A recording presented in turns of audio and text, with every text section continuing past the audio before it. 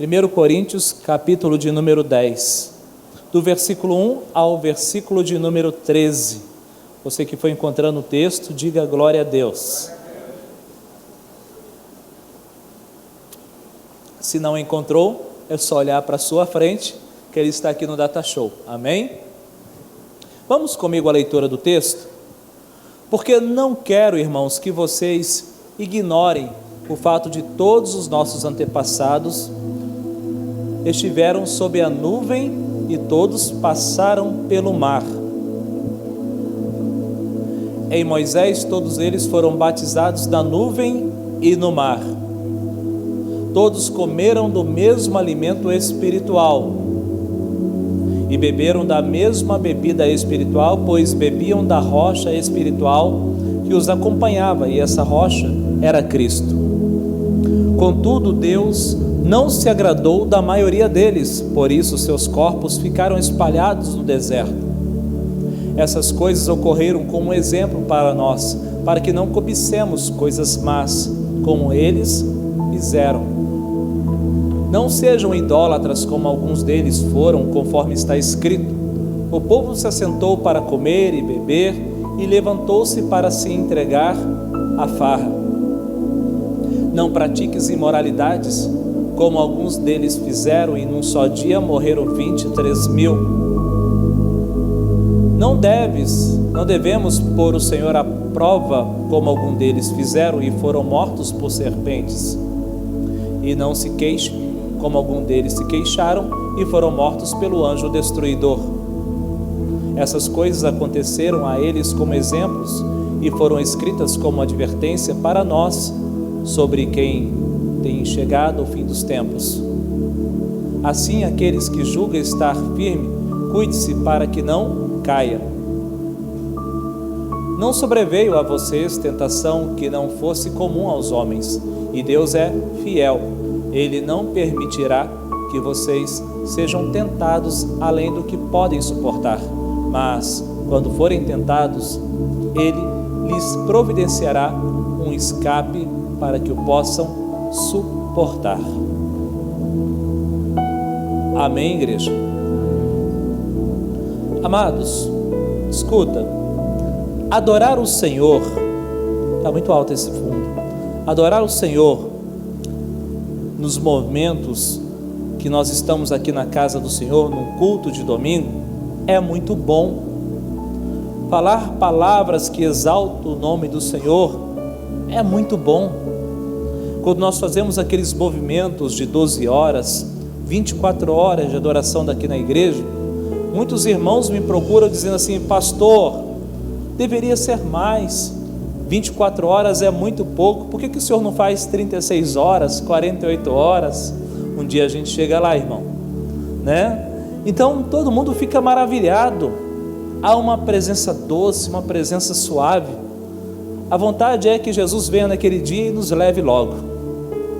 Quando nós vamos para o encontro com Deus, né, aqueles momentos de jejum e de preparação, as ministrações começam a acontecer e vidas começam a ser marcadas, impactadas pelo poder de Deus. Quando chegamos do encontro com Deus, né, aquela alegria, aquela manifestação da presença do Senhor, exaltamos o Senhor com palavras, dizemos o quanto Ele é bom e quanto nós precisamos dEle, nós nos apegamos ao Senhor. Mas a pergunta que eu faço para você é: quando chega o dia mau? Quando chega o dia mau, o que você faz? Quando chega o dia mau, será que você glorifica o nome do Senhor? Será que você permanece na presença dEle?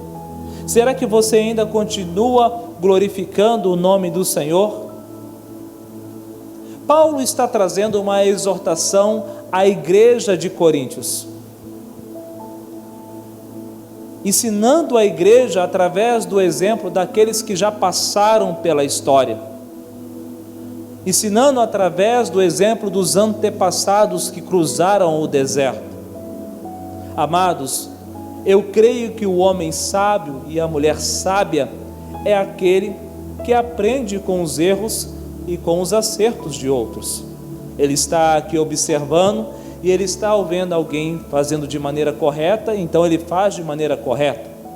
E ele está vendo alguém fazendo aquilo que é errado, ele não faz, porque ele não quer passar por aquela prova. Então a gente aprende com os erros dos outros e também com os acertos. E na verdade Paulo está dizendo para essa igreja: aprenda com os erros dos antepassados, aprenda com a história do que aconteceu. Então, amados, nós temos a Bíblia hoje e ela nos ensina, e ela nos dá uma direção para que não venhamos errar, mas que venhamos aprender através do exemplo. O dia mau, como você se comporta? Diante do dia mau, você se prostra diante do Senhor ou você se levanta para murmurar? É o dia que você fala assim: hoje eu chuto o balde, hoje eu saio da igreja, hoje eu paro de frequentar aquele grupo pequeno, hoje eu desisto do meu casamento, desisto da minha família, porque eu não aguento mais. Como você se comporta no dia mau? Porque o dia mau chega para todos. Se não chegou para você, um dia o dia mau encontra o teu endereço, e um dia ele bate na tua porta. O dia mau já bateu várias vezes na minha porta. E aí, como você se comporta? Nós temos uma mentalidade errada, que muitas vezes nós achamos que cristianismo é uma vida de mar de rosa, mas por esse caminho nós encontraremos espinhos, encontraremos desafios, encontraremos obstáculos, mas temos que avançar e não podemos retroceder. Como você se comporta no dia mau? O Senhor Jesus declarou na sua palavra em João, no capítulo 14, que no mundo tereis aflições, mas tende bom ânimo, porque eu venci o mundo. Ele está dizendo: se eu passo por aflição, passo pelo dia mau, eu venci, você também vai vencer. Quantos podem dizer amém? Glória a Deus. Então no mundo tereis aflições. Ei, você que recebeu Cristo como Senhor e Salvador da tua vida, você enfrentará o dia mau, você enfrentará as adversidades da vida, mas a pergunta é: como você se comporta? O livro de Salmos, capítulo 27, versículo 5, a palavra declara: pois no dia da adversidade Ele me guardará protegido em sua habitação, no seu tabernáculo me esconderá e me porá em segurança sobre um rochedo. Quem está falando esse texto aqui é o rei Davi.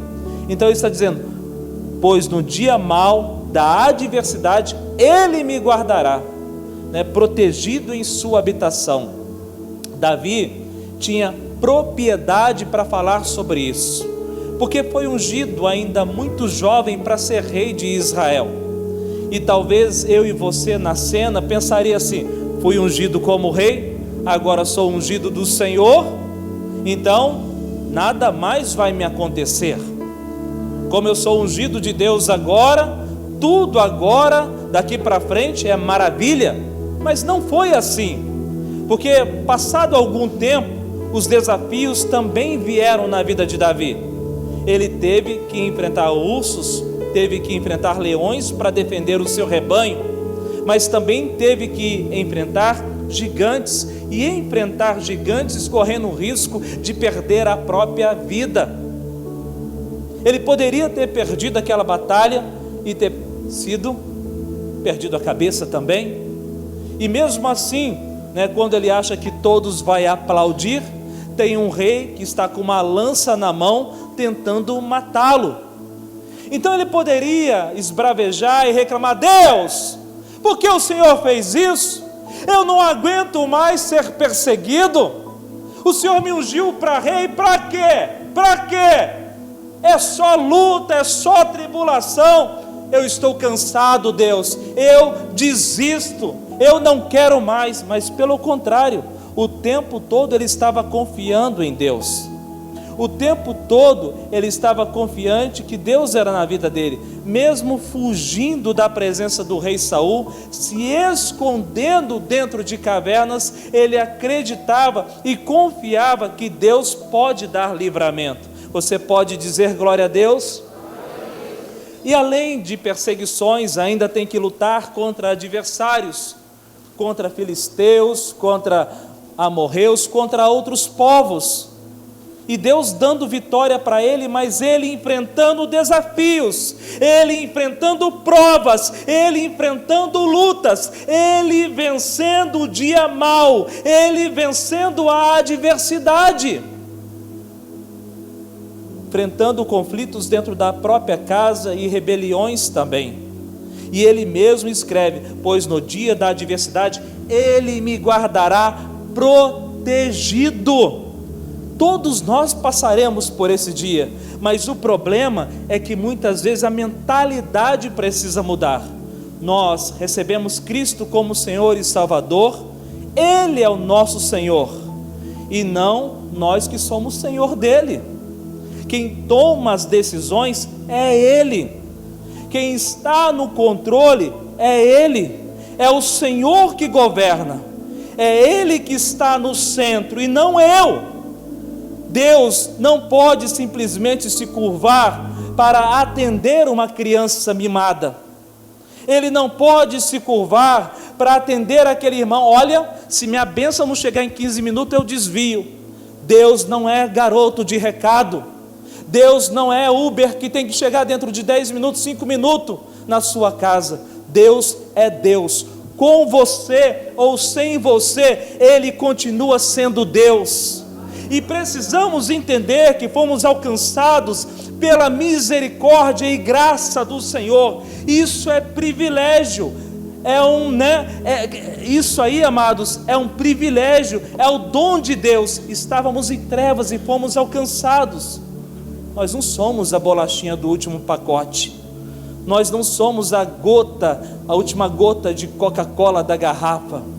Amados, nós fomos alcançados pela misericórdia de Deus, estávamos em trevas. Amém, amados? Todos enfrentarão um dia mau, mas a pergunta é: quando o dia mau bate na tua porta, qual é o teu comportamento? Como você lida com isso? Voltando para o texto da palavra de Deus, volte no versículo de número 1.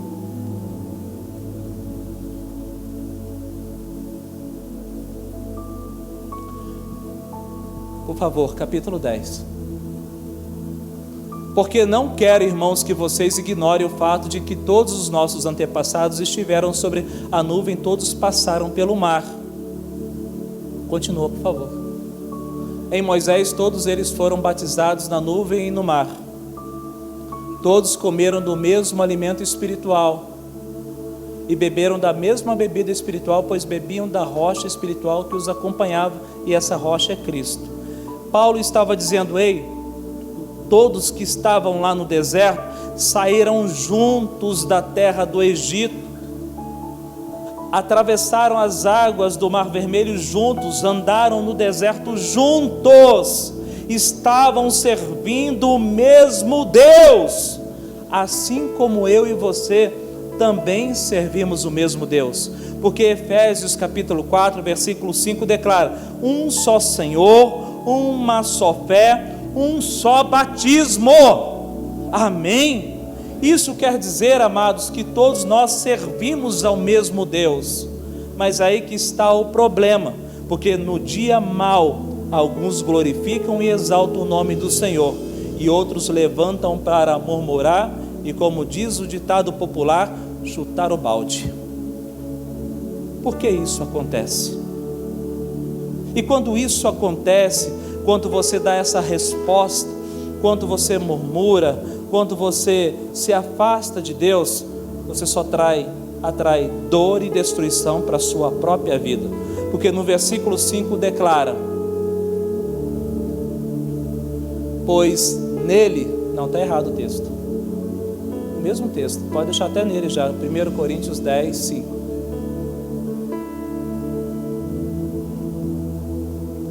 Contudo, Deus não se agradou da maioria deles, por isso seus corpos ficaram espalhados no deserto.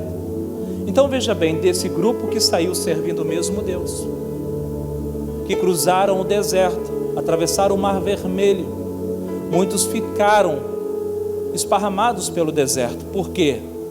Porque na adversidade, no dia mau, murmuraram, reclamaram, se afastaram da presença de Deus. Mas para aqueles que avançaram, houve uma recompensa, uma vitória para eles. Amados, veja bem, nós podemos aprender com os erros dos outros, e hoje nós vamos aprender com esse povo que atravessou o deserto. Continuando no versículo de número 6. Estas coisas ocorreram como exemplos para nós, para que não cobicemos coisas más como eles fizeram. Escuta bem, por favor, tem criança fazendo bagunça ali, me ajuda aí, amém? Presta atenção aqui. Estas coisas ocorreram como exemplos para nós, para que não cobicemos coisas más. Amados, você recebe Cristo como Senhor e Salvador da sua vida, e você toma a decisão de caminhar no caminho dele, mas o Egito, o mundo lá fora, nunca saiu do seu coração. O seu corpo está aqui na igreja, mas o seu coração continua no mundo lá fora.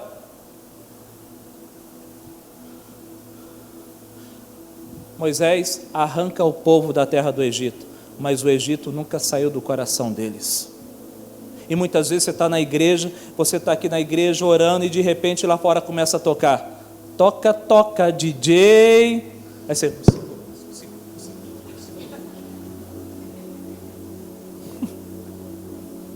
Que fé que é essa? Me fala.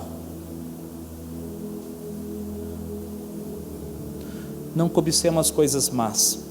Esse povo que estava no deserto, quando vinha o dia mau, a dificuldade, eu quero voltar para a terra do Egito, porque lá no Egito tem alho, lá no Egito tem cebola. Faraó nem tão ruim era assim, é só uma chicotada de vez em quando. Então muitos, quando passam pela primeira luta, já querem voltar para o Egito. Por que querem voltar para lá? Porque nunca saíram de lá. Estão na igreja, mas com os corações ainda escravizados. Está aqui, mas está cobiçando tudo o que está lá fora. Tudo o que está lá fora grita no teu interior, grita dentro da tua alma. Não sente prazer e alegria em estar na presença do Senhor. Muitas vezes vem para a igreja amarrado praticamente, porque o coração não é totalmente dele. Então, quando vem a dificuldade, vem as lutas, a primeira coisa que você fala é: vou sair da igreja. Mas aí ainda continua no versículo de número 7. Não sejais idólatra como alguns deles foram, conforme está escrito: o povo se assentou para comer e beber, levantou-se para se entregar à farra. Moisés estava no monte, e por causa da demora de Moisés, o povo chegou a Arão e falou assim: queremos um Deus. Moisés nos abandonou, nem sabemos se ele ainda está vivo. Nós queremos um Deus. E um Deus foi levantado, um bezerro de ouro, e esse povo festejou ao redor, e esse povo sacrificou para aquele bezerro de ouro, fizeram festa, fizeram uma grande farra naquele lugar, a ponto que Deus pede para Moisés descer.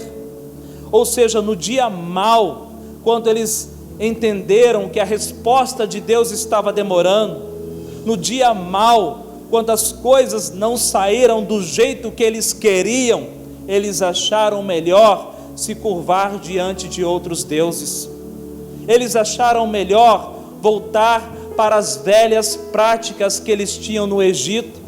E quantas pessoas hoje estão na casa de Deus, mas de repente o valor, o dinheiro não chegou no tempo certo para pagar aquela conta de luz, não chegou no tempo certo para pagar aquela conta de água. Aí você fala assim: não sei não, hein? Quando eu estava lá no mundo, eu tinha aquele esquema lá, né? E aí naquele esquema eu pagava luz, naquele esquema eu pagava água, Deus não está me ouvindo, e aquele esquema, né? Aquele esquema. Meu irmão, confere o seu coração. Confere o seu coração. Deus nos tirou com um braço forte da terra do Egito, para no deserto levantar um bezerro de ouro, porque estavam achando que Moisés estava demorando, porque a adversidade bateu na porta, o dia mau chegou, então eu vou me prostrar diante de outros deuses, porque não está sendo do jeito que eu quero, a resposta não está vindo como eu quero, pastor, então ninguém segura, vou para o carnaval, depois do carnaval eu volto. Sabe, né, pastor, Deus não está me respondendo mesmo. Aqueles que fizeram isso ficaram enterrados no deserto. E o texto continua no versículo de número 8: não pratiqueis imoralidade como alguns deles fizeram, e num só dia morreram 23.000. Amados, Deus criou o sexo, inventou o sexo seguro e chamou de casamento. O que passar disso é prostituição e é imoralidade.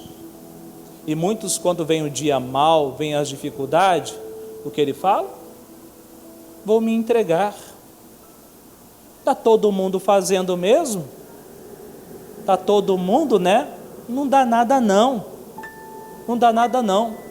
Essa situação, quando aconteceu no Velho Testamento, foi justamente quando o povo estava no deserto, e aí Balaque, com medo do povo hebreu, pediu para que Balaão amaldiçoasse. E Balaão falou assim para Balaque: eu não posso amaldiçoar aquilo que Deus abençoou, mas se você enviar as mulheres moabitas para o meio deles, vão se contaminar. E foi isso que Balaque fez, enviou as mulheres para lá, e houve contaminação, e aquilo fez com que a ira de Deus se acendesse. Estamos no deserto mesmo? Estamos longe do Egito? Nada de bom tem neste lugar? Desde que nós saímos da terra do Egito é só luta, luta, luta, luta, sofrimento. Estou nem aí, que vem as mulheres moabitas. Naquele dia, 23.000 foram enterrados na areia do deserto, porque não suportaram o dia mau, não suportaram o dia da adversidade. Esse povo deixa um exemplo para nós. Está todo mundo aqui comigo? E aí continua no versículo 9 e versículo 10: não devemos pôr o Senhor à prova, como algum deles fizeram, e foram mortos por serpentes. Levantaram para colocar Deus à prova. Que Deus que é esse que nos tira da terra do Egito para morrer no deserto? Livro de Números, capítulo 21, 22. Que Deus que é esse que nos tira do Egito para morrer no deserto? E aí coloca em nossa mesa esse pão vil. Era o maná. Essa palavra vil quer dizer diabólica, maligna. Ele estava mandando maná todos os dias, a provisão. Mas muitas vezes a provisão que Deus manda para você não é a que você quer. Mas Ele manda todos os dias. E eles pegam o pão e falam assim: esse pão vil. E quantas vezes, em situações de adversidade, no dia mau, eu nem sei mais se Deus existe. Eu nem sei mais se eu acredito em Deus. Ah, sabe de uma coisa? Deus está ocupado demais para me ouvir. Sabe de uma coisa? Não adianta não ficar na igreja. Eu tenho que fazer as coisas do meu jeito.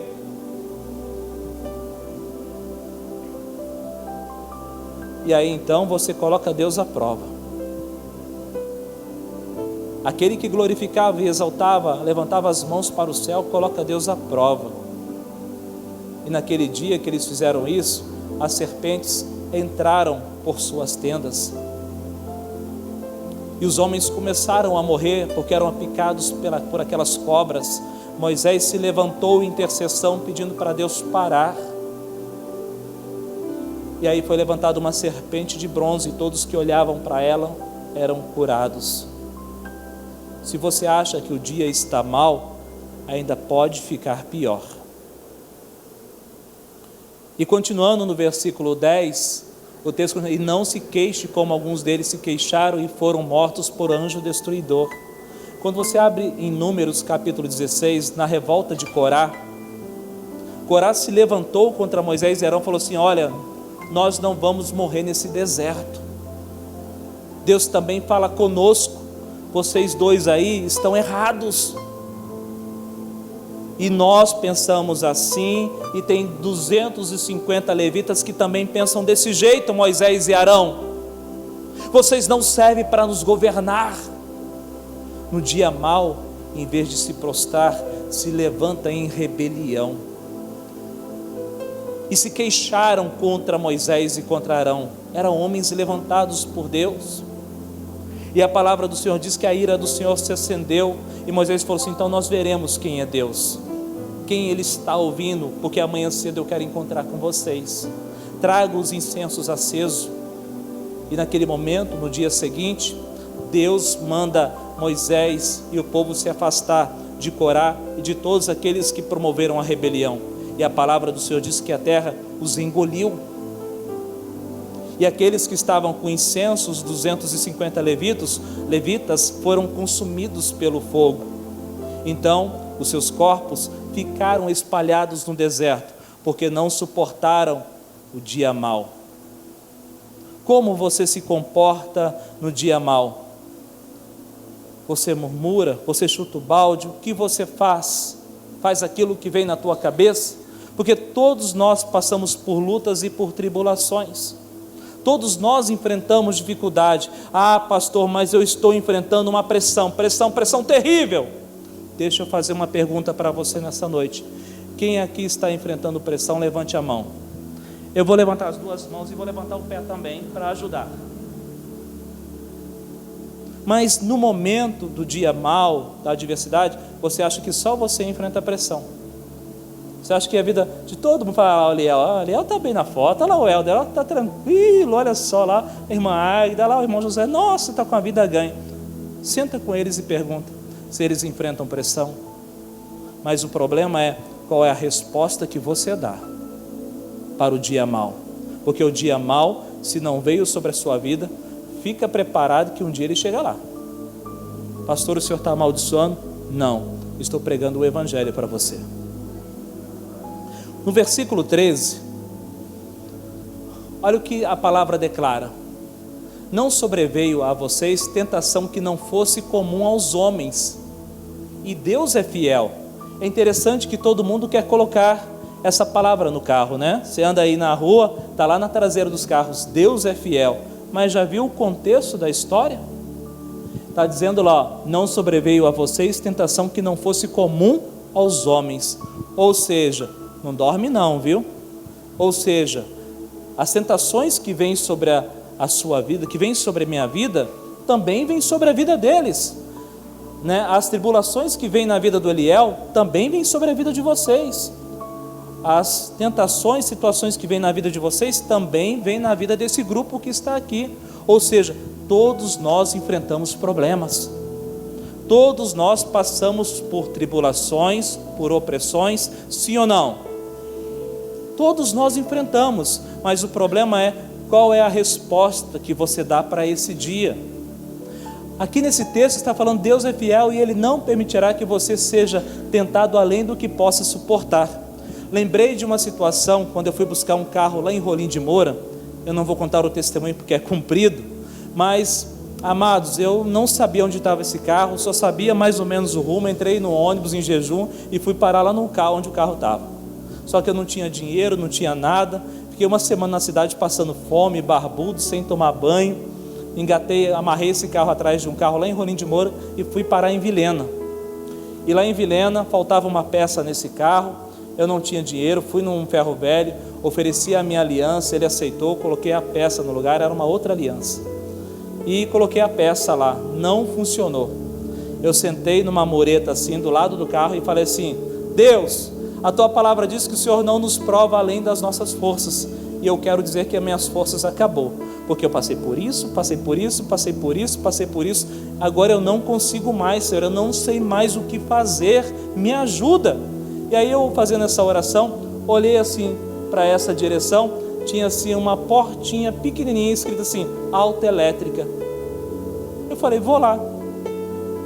Aí falei para o moço a minha história, empurramos o carro até lá, ele olhou, ele falou: vamos fazer um teste. Ele foi lá na sucata, pegou uma bobina de Fusca, não sei se vocês conhecem bobina de Fusca, né? Mas há 20 anos atrás pegou aquela bobina de Fusca e colocou no Corsa. Eu tinha um carro chamado Corsa, né? Estava levando umas Corsa, não tem? E o carro funcionou. Depois desta oração, falei: Deus, o Senhor não nos prova além das nossas forças, e eu não estou conseguindo mais. E naquele momento ele deu um escape para mim, porque o texto continua dizendo: mas quando forem tentados, Ele lhes providenciará um escape para que possam suportar.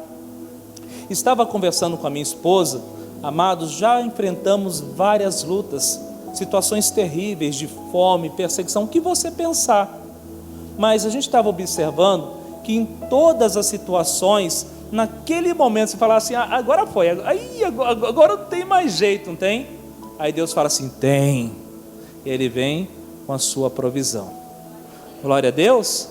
A hora que você fala assim: na força humana não tem mais jeito, humanamente o que eu podia fazer, já fiz. Ele fala: acabou os recursos? Eu falo: acabou, Senhor. Então agora eu entro com a providência.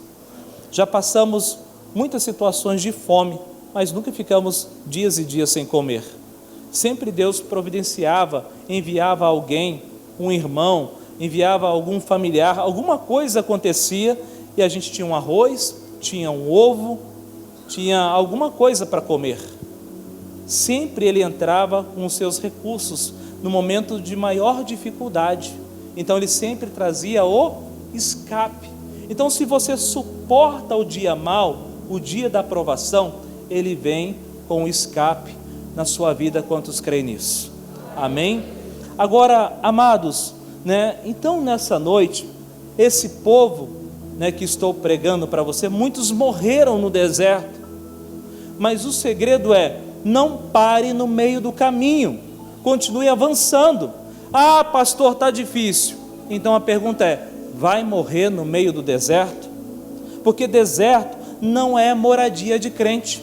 Deserto é um lugar, é uma escola para você aprender, mas para atravessar. E eu sempre falo: amado, já que você vai atravessar o deserto, procure a linha reta, porque é o mais, né, é mais fácil, é mais rápido de você sair.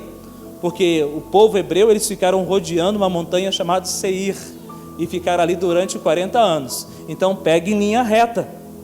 Então veja bem, não pare na metade do caminho, continue avançando. Abra para mim primeiro em Hebreus capítulo 10, do versículo 32 a seguir. Hebreus 10, versículo 32.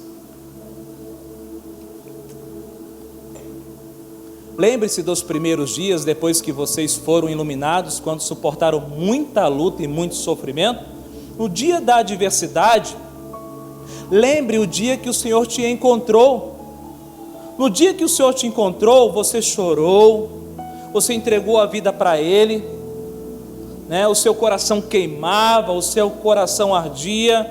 Então no dia mau, no dia da adversidade, lembre desse dia. Mas aqui Paulo, eu estou falando Paulo porque eles entendem que Paulo escreveu a carta dos Hebreus, mas ninguém sabe se foi Paulo mesmo. Mas essa carta dos Hebreus, ela foi escrita num período onde Roma estava governando, onde Roma, né, era um império, e Roma perseguia os cristãos. Então veja o que acontece logo na frente. Algumas vezes vocês foram expostos a insultos, tribulações, e em outras ocasiões fizeram-se solidários com os que assim foram tratados.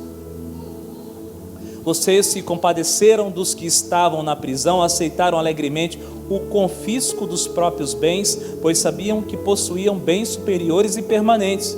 Presta atenção, Muitas vezes nós ficamos aqui na igreja: quem quer receber Cristo como Senhor e Salvador da sua vida?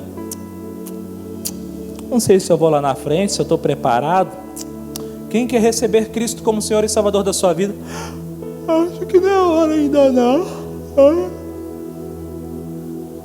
Nesse tempo, muitos que recebiam Cristo como Senhor e Salvador da sua vida, o governo vinha e levava tudo embora.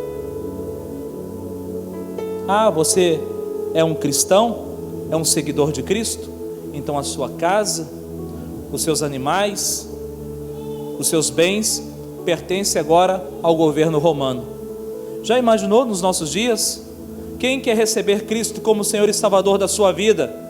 Mas assim que você receber, tudo o que você tem hoje vai para o governo. Estaria pronto para receber Cristo como Senhor e Salvador da sua vida? Eles tomavam a decisão por Cristo. Eles enfrentaram o dia mau. Se você ler a história dos cristãos no primeiro século, foram entregues nas arenas, morreram na boca de leões, foram incendiados vivos, ficaram conhecidos como tochas humanas. Famílias inteiras serviram de um espetáculo horrível para aqueles que estavam no Coliseu. Muitos gostam, de fazer um turismo e passar por Roma para conhecer o Coliseu.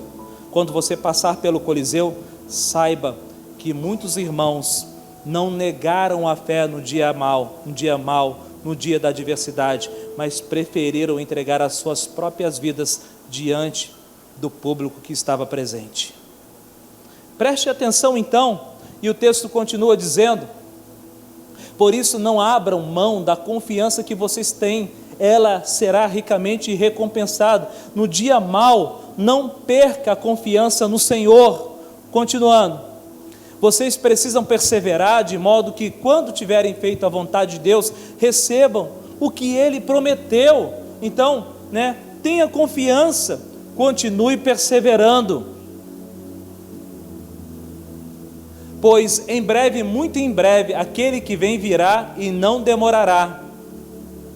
Mas o meu justo viverá pela fé, e se retroceder, não me agradarei dele.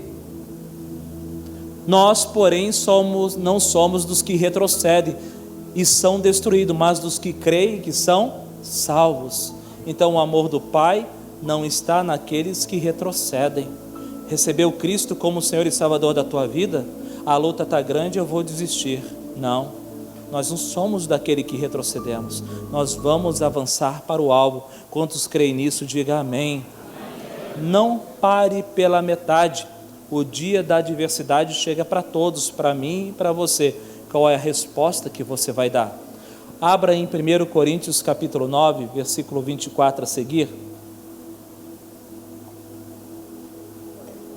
1 Coríntios capítulo 9.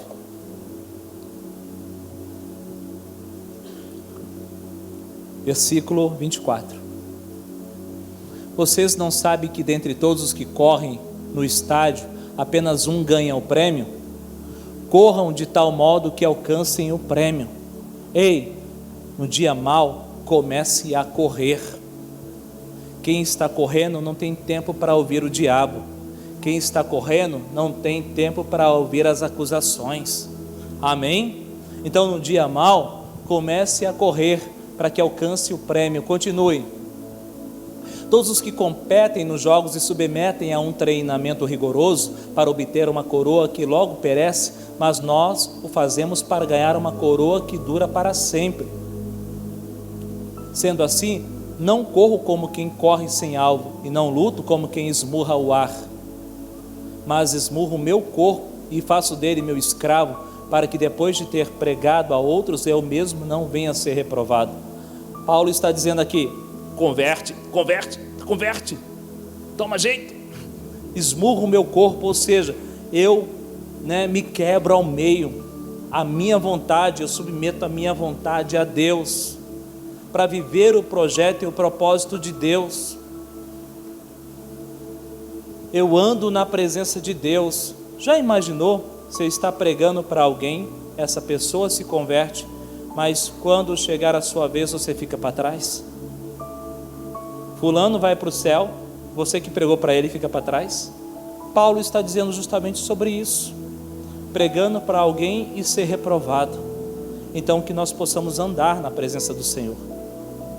Eu e minha esposa já enfrentamos muitas lutas, mas desde que quando eu me converti, coloquei uma coisa na minha cabeça, que não tem para onde eu ir a não ser para a presença do Senhor. Não tem outro lugar para mim a não ser a presença do Senhor. Assim também ela pensa, e isso está em João capítulo 6 versículo 68, e termino com esse versículo. Simão Pedro lhe respondeu: Senhor, para quem iremos, se só tu tens as palavras de vida eterna? Pergunta, se você hoje, por causa da adversidade, o dia mal, eu vou desviar, eu vou sair da presença do Senhor. E aí eu te pergunto, para onde você vai? Para onde você irá? Eu sempre pensei assim, não tem para onde eu ir, Senhor. Não tem para onde eu ir, porque somente o Senhor tem palavras de vida eterna. Quantos podem dizer amém?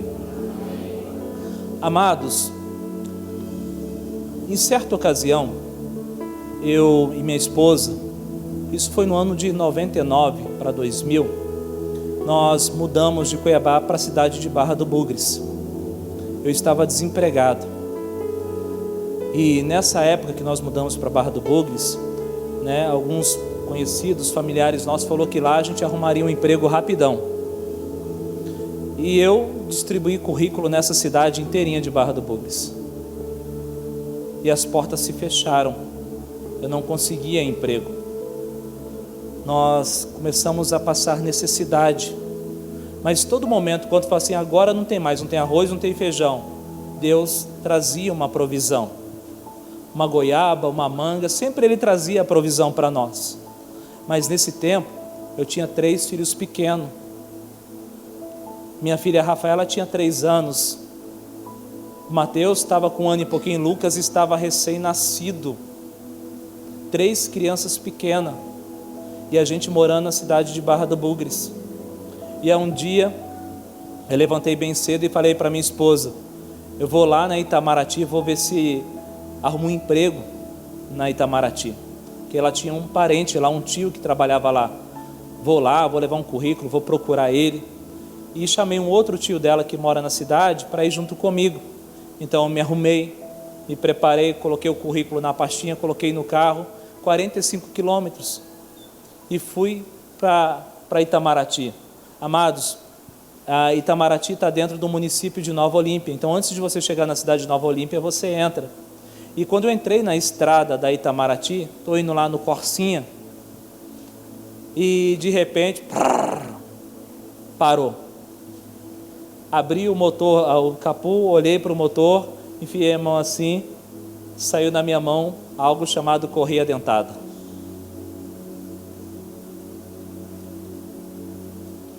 Faltava uns 2 quilômetros para chegar ainda na Itamaraty. Aí fechei o carro, chamei o tio da minha esposa e fomos de a pé. Naquele tempo eu tinha uma hérnia na virilha, e o sol estava muito quente, então começou a me dar febre, começou a me dar dor, eu comecei a mancar.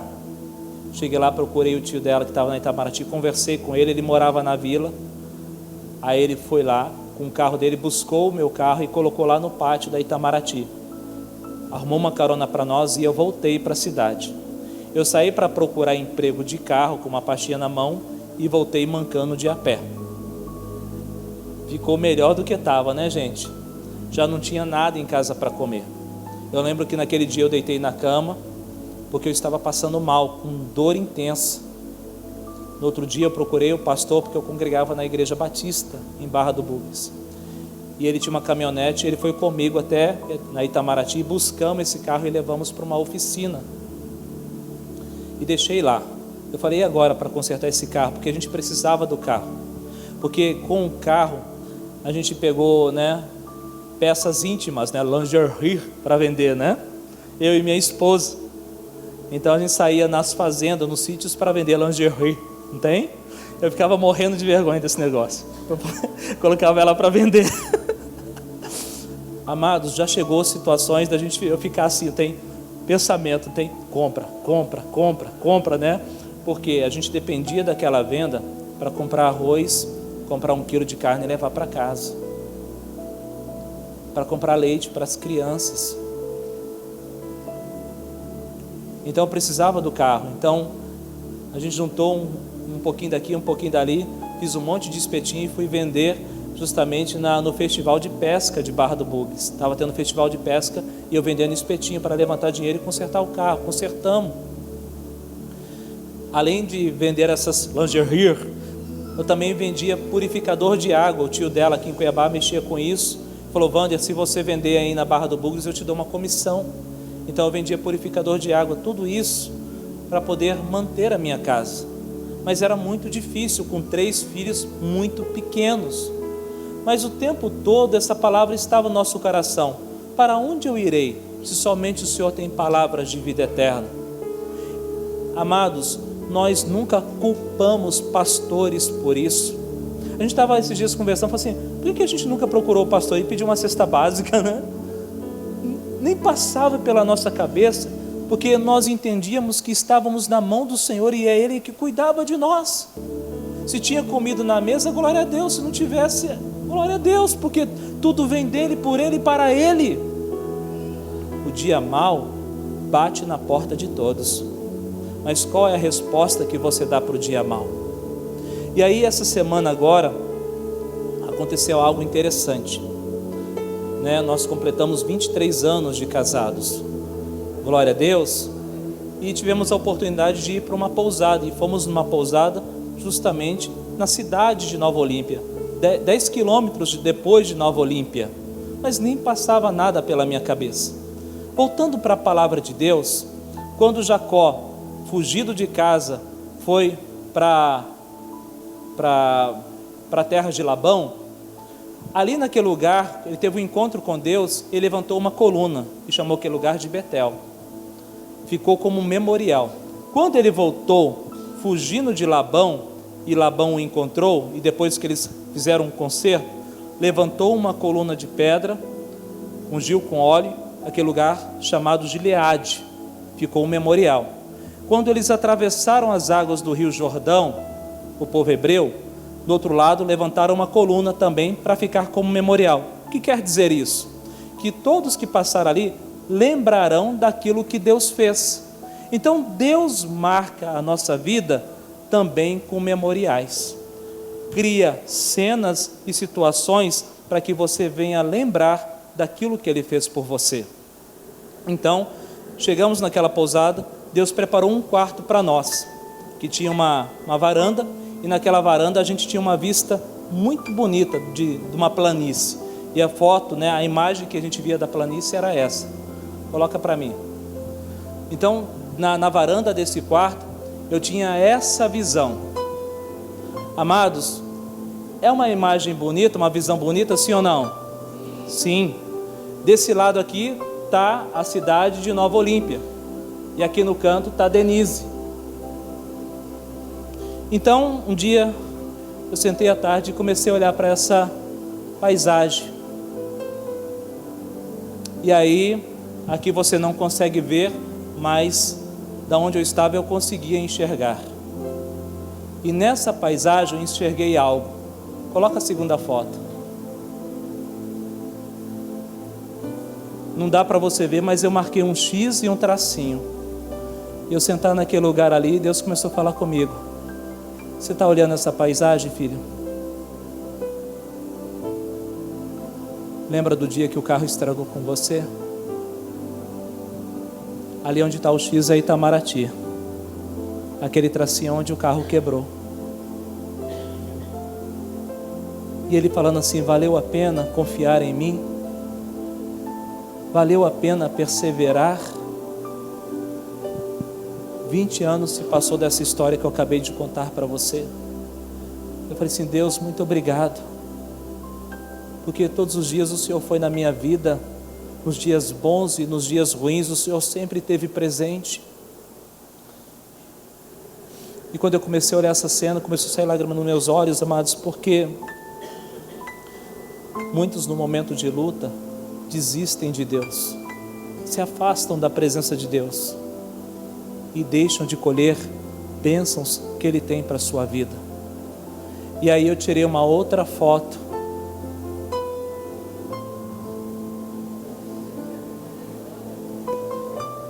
Quando você confia no Senhor, você pisa sobre os seus adversários.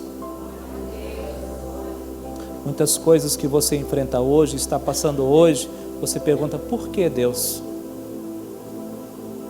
Quero dizer para você que muitas situações que eu enfrento, eu também pergunto: por que, Deus? Mas Ele só me responde assim, depois de 20 anos. O que Ele me diz é: aprenda a confiar em mim. Aprenda a confiar em mim, nos dias bons e também nos dias ruins. Um pastor mandou uma frase no grupo hoje dizendo: nos dias bons, um sorriso, nos dias tristes, uma lágrima, mas todos os dias tenha fé. Todos os dias tenha fé. Gostaria que você se levantasse, por favor, em nome de Jesus.